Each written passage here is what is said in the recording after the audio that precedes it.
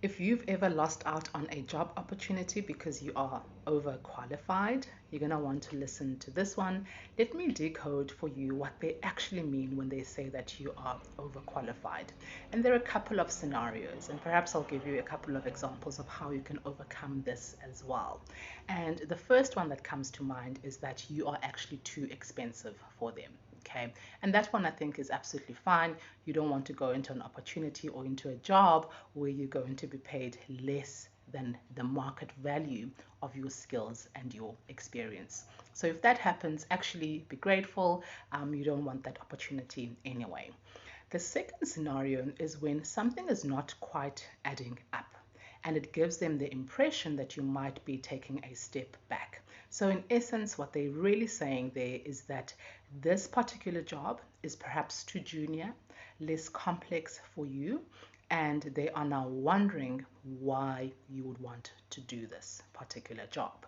And maybe if we take a bit of a step back and understand what's actually happening within the recruitment process, and that is in essence, in addition to them assessing your technical competence and level of skill in relation to the job, they are also assessing your fit, which also includes the likelihood of you doing this job for a long period of time. Because remember, recruitment is quite a costly exercise, not just in terms of finances, but also in terms of time.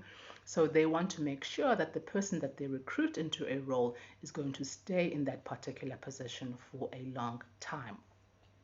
They might say this also when they have the impression that for whatever reason, you might become a challenge to manage for the manager in that particular department. And this could be, I mean, a whole host of things. They're obviously not going to air their dirty laundry to you in the interview situation, but they are also assessing the compatibility between, the applicant and the manager and the department overall that they'd be going into. So some scenarios can come to mind. So for an example, if your level of skill, experience far, outweighs or supersedes who would be your colleagues in that department, this could be a challenge for you in that particular space. Perhaps they know the nature of the manager in that particular department, and maybe you already are quite far ahead of them in terms of your own education or skill, which would then also be a challenge for you. And I think with this particular scenario, if they're telling you that you're overqualified and don't get the job because you would be difficult to manage for the manager, then actually you can also be grateful that you have dodged a bullet. But I do want to go back to the one that you can prevent from happening. And now I'm going to give you a scenario. And if this scenario is similar to where you are right now, then that could be the way that you overcome this particular barrier.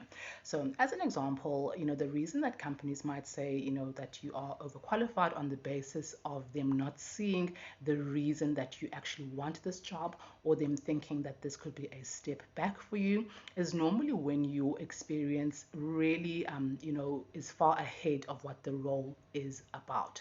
And how this generally happens is, firstly, as the job seeker, when we look at the job advert, we see the job title and we're like, oh, that sounds like something I could do. Our eye then immediately goes to the requirements and we go tick, tick, tick, yes, I meet the requirements, off my application goes.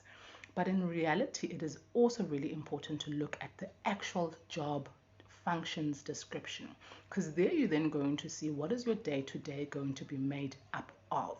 And if your skills and your experience already are, say, a 100% match, and maybe you even have some things that are additional to that, job description that you already can do, then that role actually won't present much of a challenge for you. And therefore, within 6 months, you're probably going to be bored. It's not going to really satisfy you, and you will then want to look for other opportunities. So it's also really important to pay attention to that. The second thing is when, for an example, you are making a shift in your career. Perhaps, you've worked in a certain industry, you now are wanting to go into a different industry with all of these transferable skills. In that scenario as well, they might say, okay, actually you're taking a bit of a step back. This is a bit of a junior role, and then it might lead them to say that you are overqualified and regret you for that particular application on that basis. And how you can overcome that is, that question, tell us about yourself. You could weave something along, the lines of, explaining why you want this position that perhaps might be a bit junior, by saying something along the lines of, I'm really interested in this particular opportunity because in as much as I have spent the last 5 years in a particular industry, I really want to make a shift into a new industry, and I feel that this position will give me the opportunity to not only fully explore this new industry, but to really be able to actually implement some of my learnings from my previous industry, and also to upskill myself in how my current skill set translates in this particular industry. And so now that kind of an answer will really go to the heart of that question they might have around, okay, but why are you taking this step back? Because you've clearly outlined to them that while you are at a level of competence for this particular role already, based on your current skill set and your current industry, you do see that there might be a need for you to really get to grips with the current industry, and therefore, or that proposed industry, and therefore there is a bit of a learning curve, which then puts their minds at ease that this is indeed a role that you might not just do for a period of 6 months, but in the long term as well. I really, really hope that's helpful to you guys. And as always, I wish you all of the best in your job search process.